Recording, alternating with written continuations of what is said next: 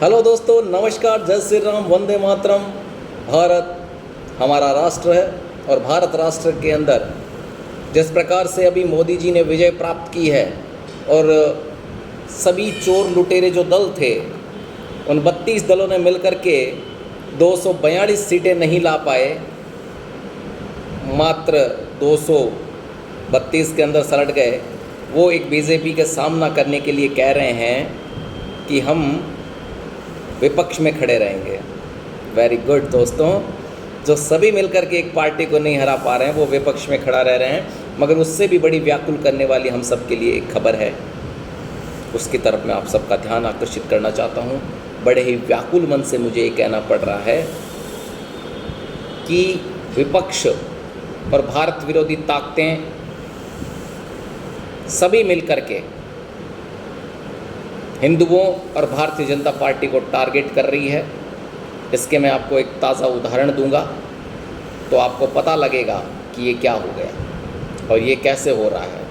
तो दोस्तों, सबसे पहले मैं आप लोगों को बता देना चाहता हूँ कि अभी बौखलाहट के अंदर भारत विरोधी ताकतें और विपक्ष एकत्रित होकर के हिंदुओं, भारत की जनता और भारत के प्रशासन, कानून को चुनौती देने के अंदर हर तरह का प्रयास करेंगे।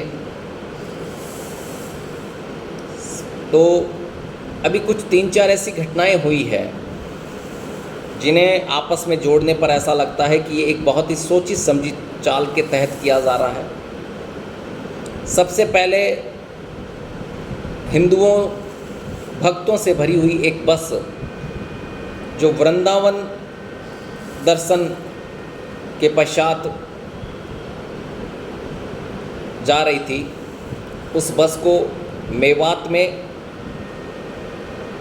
हिंदू विरोधी आक्रांताओं के द्वारा घेरा गया और फिर उस बस को आग लगा दी गई।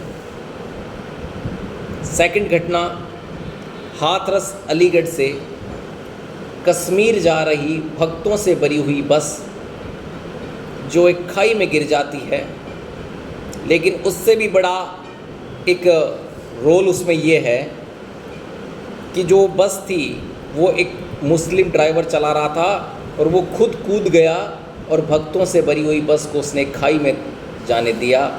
इससे पता लगता है कि ये एक बहुत बड़ी साजिश के तहत काम किया गया है। और अभी जो हाल ही के अंदर जो ताकत आप लोगों को लग रही है उसमें मुझे सबसे बड़ी घिन ये आती है कि जब कभी मदरसे पर अगर कोई जाते हैं, हज यात्रा पर जाते हैं, उनके जुलूस होते हैं, कभी किसी प्रकार का हम आक्रमण या हमला नहीं करते, पत्थरबाजी नहीं करते, आगजनी नहीं करते, मगर वैष्णो देवी जो हमारा एक अच्छा तीर्थ स्थान रहा है हिंदुओं का, सनातन धर्म के पुराने समय से, जो एक विशेष समय के लिए होता है, उसमें वैष्णो देवी, अमरनाथ जो यात्राएं हैं वो हमें मिलिट्री और फौज की सुरक्षा में करनी पड़ती है, क्योंकि हमें हर वक्त ये सताता रहता है कि मुस्लिम समुदाय के कुछ चर्चित व्यक्ति जो अपने आप को आतंकवादी कहते हैं, जो अपने आप को मुस्लिमों का मसीहा बताते हैं, वो हमला कर देते हैं। और ऐसा ही हमला अभी तुरंत ही हुआ है, जो बस पर फायरिंग की गई। बस के अंदर हमारे जयपुर के एक चोमू का एक परिवार था, उसमें 4 व्यक्ति की मौत हो गई और ऐसे कई भक्त हैं वो चले गए।